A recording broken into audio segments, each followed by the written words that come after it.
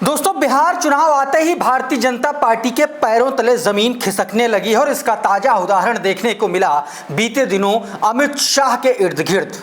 दोस्तों, भारतीय जनता पार्टी ने जिस सोशल मीडिया के दम पर 2014 में जिसको ताकत बताते हुए सरकार बनाई थी, वही सोशल मीडिया अब भारतीय जनता पार्टी के लिए बड़ा मुसीबत का सबब बन रही है।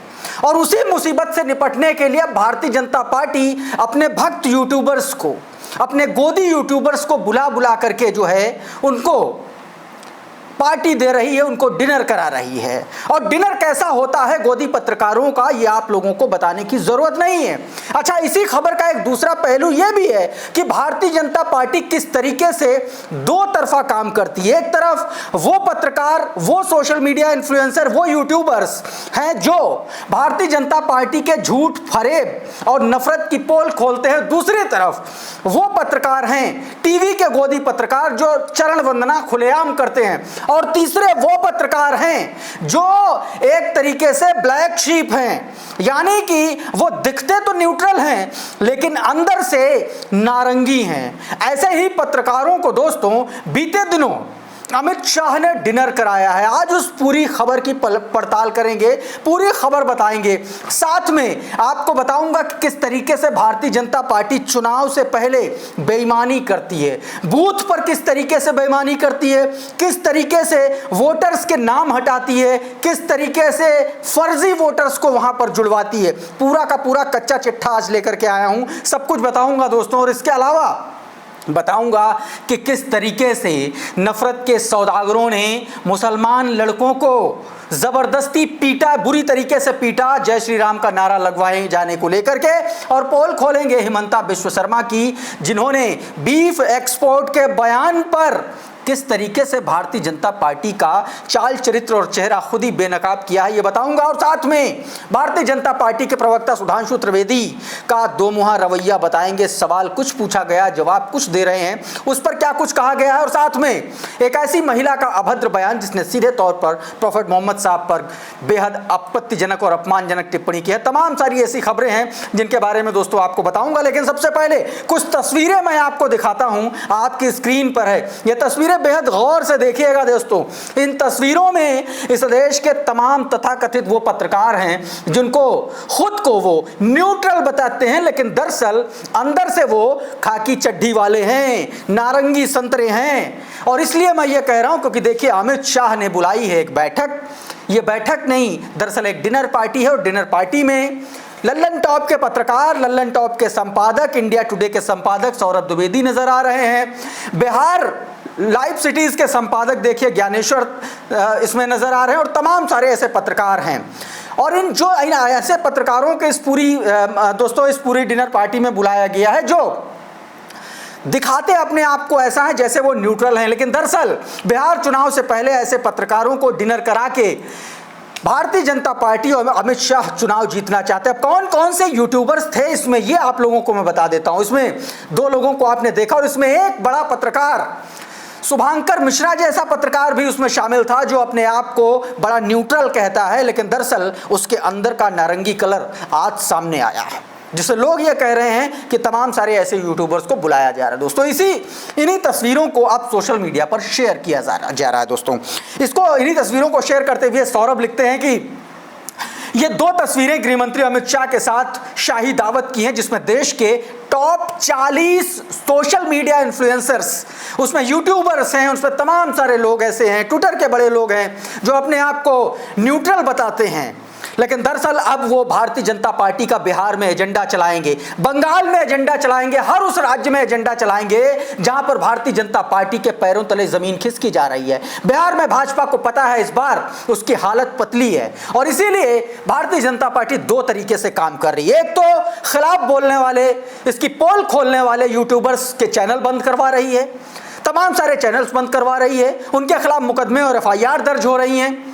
और दूसरी तरफ वो यूट्यूबर्स जो न्यूट्रल तो दिखते हैं लेकिन उनको पहले ही डिनर कराया जा चुका है। और सोशल मीडिया इन्फ्लुएंसर्स पत्रकारों को डिनर कराने का मतलब सिर्फ अनाज की बनी रोटियां और पूड़ियां और बोटियां नहीं होती हैं दोस्तों, इसका मतलब कागज की रोटियां भी होती होंगी।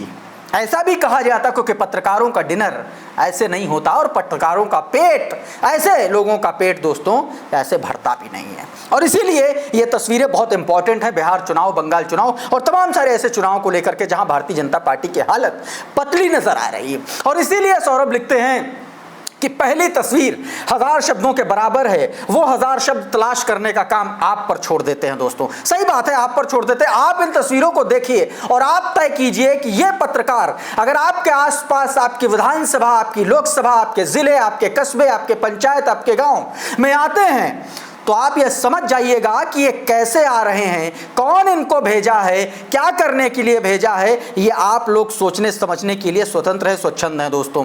और दूसरी तस्वीर आप देखिए, दूसरी तस्वीर में भारतीय जनता पार्टी के आईटी सेल अमित मालवीय हैं, जो इन सोशल मीडिया इन्फ्लुएंसर्स तथा कथित पत्रकारों और यूट्यूबर्स को बता रहे हैं, अपनी क्लास दे रहे हैं कि अब तुमको कैसे वीडियो बनाना है, अब तुमको भाजपा के बारे में क्या कहना है, अब तुमको क्या नहीं कहना है, ये तमाम सारे गुर दिए जा रहे हैं दोस्तों।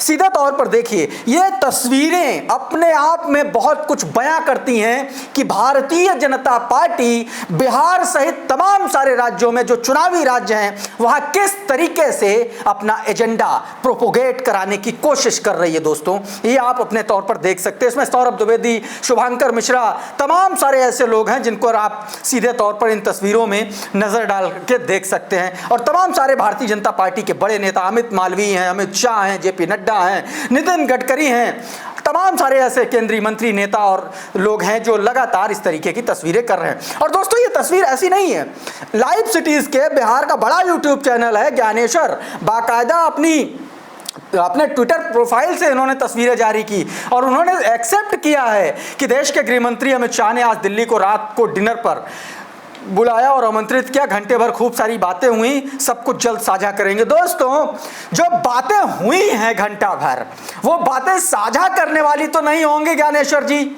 साझा तो अब लोग तय करेंगे, व्यूअर्स तय करेगा कि जो आप अपने कंटेंट के माध्यम से साझा करेंगे उससे तय होगा कि आपकी और अमित शाह की, आप जैसे यूट्यूबर्स की और अमित शाह से क्या मुलाकात हुई, उस मुलाकात में क्या गुरमंत्र, क्या गुरुदक्षिणा मिली, क्या किस तरीके से आपको काम करना है। तमाम तरीके देखिए, सौरभ द्विवेदी हैं लल्लन टॉप के, इनकी कमर अमित शाह के सामने कैसे झुकी हुई नजर आ रही है। अब आप ये समझ सकते हैं कि गृह मंत्री के सामने झुका हुआ आदमी अपने कंटेंट में सीधा कैसे नजर आएगा चुनाव के दौरान, ये भी देखने वाली बात होगी दोस्तों। तमाम सारी इस तरीके की तस्वीरें हैं। और अब आपको बताता हूं कि किस तरीके से दोस्तों, किस तरीके से भारतीय जनता पार्टी कैसे एक तरीके से चुनाव जीतने के लिए साम दाम दंड भेद करती है। ध्रुव राठी ने बीते दिनों एक वीडियो बनाया और बताया कि किस तरीके से भारतीय जनता पार्टी ने कुछ सीटों पर, या यूं कहें कि कुछ सीटों का उदाहरण देते हुए बताया कि कैसे बूथ के हिसाब से, विधानसभा के हिसाब से किस तरीके से वोटर लिस्ट से नाम काटे गए। और ये वो नाम थे जो दलित या मुस्लिम थे, यानी कि सीधे तौर पर वो नाम थे जो कहीं ना कहीं भारतीय जनता पार्टी के आइडियोलॉजी, उसकी काइंड ऑफ पॉलिटिक्स से इत्तेफाक नहीं रखते थे। मेरठ कैंट का एग्जाम्पल दिया इसमें ध्रुव राठी ने, इसमें हापुड़ का एग्जाम्पल दिया। आप देखिए छोटा सा हिस्सा वीडियो का और उसके बाद आगे की बात करते हैं। ऐसी ही कुछ घटना हमें मेरठ की लोकसभा सीट पर भी देखने को मिली। बीजेपी ने सिर्फ 10,585 वोट से ये सीट जीती थी, लेकिन लोकसभा चुनाव से पहले 61,365 वोटर्स के नाम हटाए गए थे वोटर लिस्ट से। एक बार फिर से वही पैटर्न सामने आता है। जिस एरिया से सबसे ज्यादा वोट काटे गए वो ऐसे एरियाज थे जहां पर बीजेपी को सबसे कम वोट मिलने थे। मेरठ कैंटोनमेंट असेंबली सेगमेंट, जहां 30% वोटर्स मुस्लिम या दलित थे, वहां 16,521 वोटर्स के नाम हटाए गए, जो असेंबली के टोटल वोट्स का 3.8% होता है। इस परसेंटेज का क्या सिग्निफिकेंस है ये भी आप आगे समझेंगे। इसके बाद हापुड़ में करीब 3.2% वोट्स डिलीट किए गए। इस एरिया में दलित और मुस्लिम आबादी 50% से ज्यादा है और मेरठ के बाकी सब जगहों पर डिलीशन रेट 3% से कम रहा। अब ये मुद्दा दोस्तों सिर्फ वोटर्स के नाम हटाए जाने का नहीं है, बल्कि फर्जी वोट्स का भी है।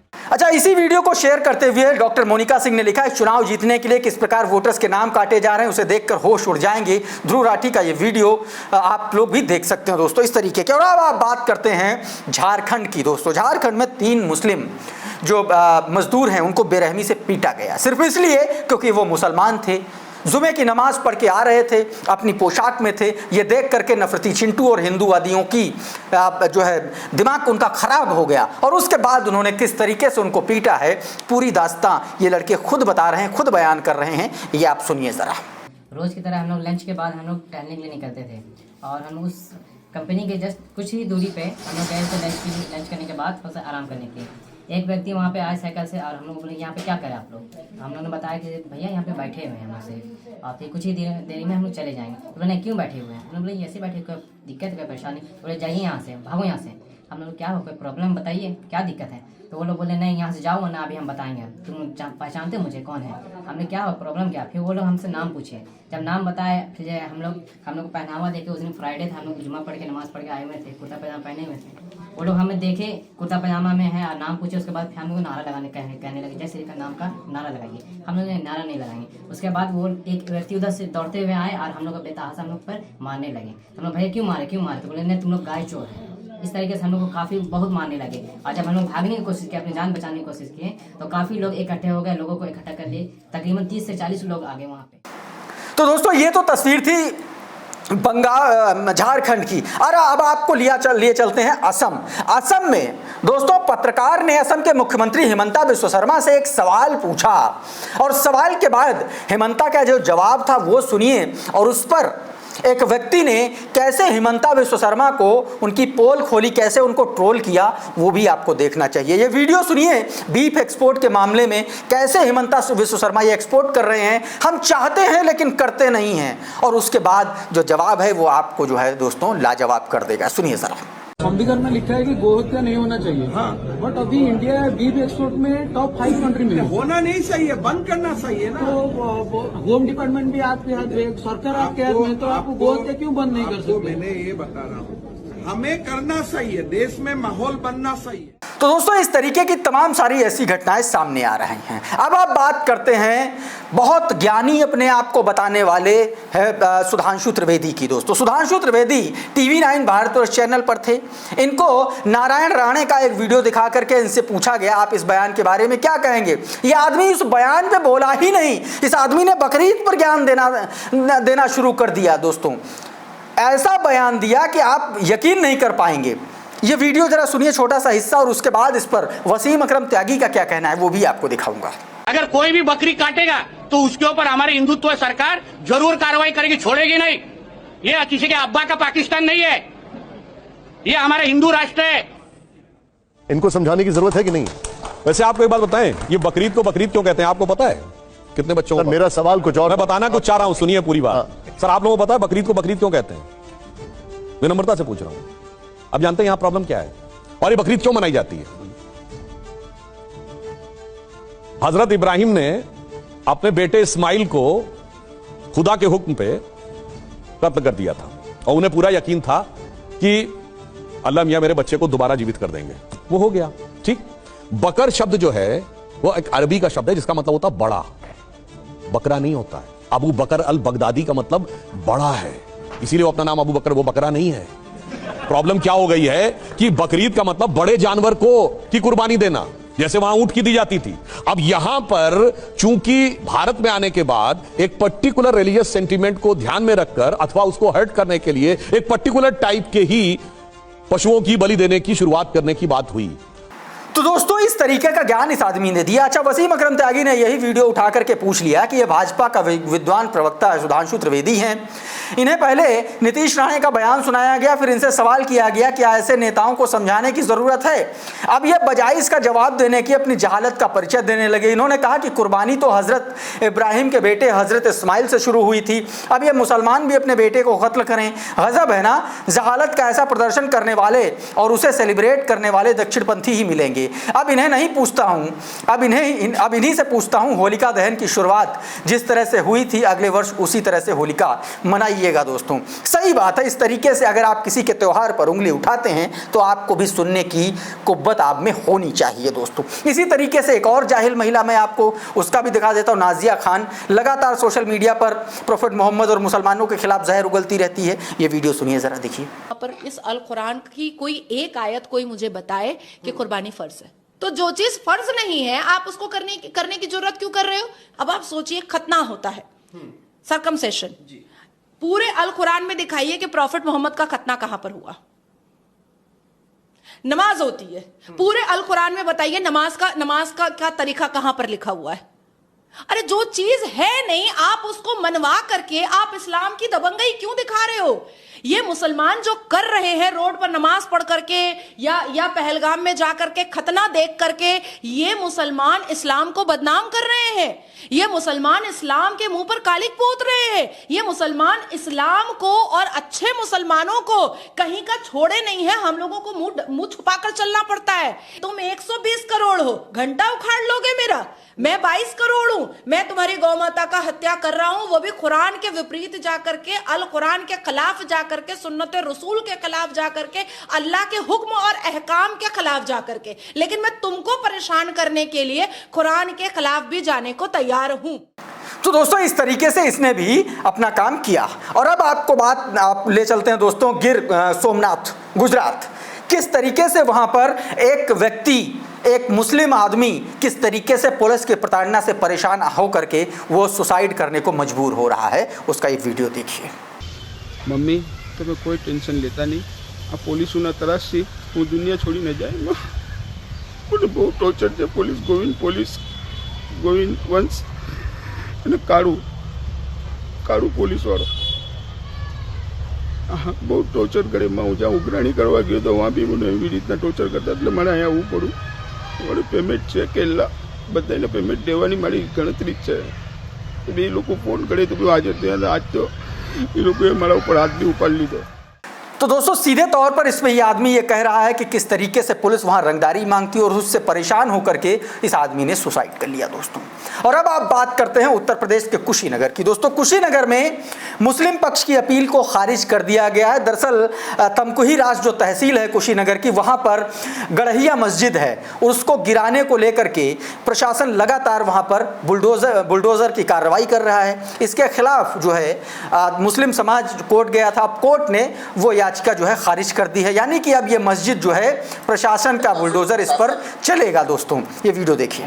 तमकुहीराज तहसील प्रशासन ने क्षेत्र के गांव गढ़हिया चिंतामढ़ी में स्थित एक मस्जिद पर नोटिस चस्पा कर उसे सार्वजनिक जमीन पर बने होने का हवाला देकर 15 दिन के अंदर खाली करने का आदेश दिया है। और आज नोटिस चस्पा हुआ है कि 15 दिन के अंदर ये लोग सुरक्षा से हटा लें, अन्यथा बाबा का बुलडोजर से चलना तो तय है।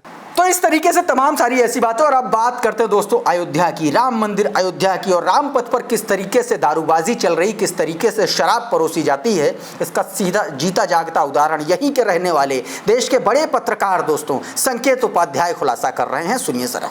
इसके बाहर का जो राम पथ है उस पर कितनी शराब की दुकान है। थोड़ी सी दूर 1 किलोमीटर भी नहीं चले होंगे, ये आपको दिखाई दे रहा है ठेका नंबर 1। लेफ्ट हैंड साइड पर एक और दुकान दिखी, जगह अयोध्या, एक और दुकान जस्ट मदिरा। ये देखिए आलीशान दुकान, स्कॉच बियर अयोध्या में। और अभी 5 ही किलोमीटर हुए हैं।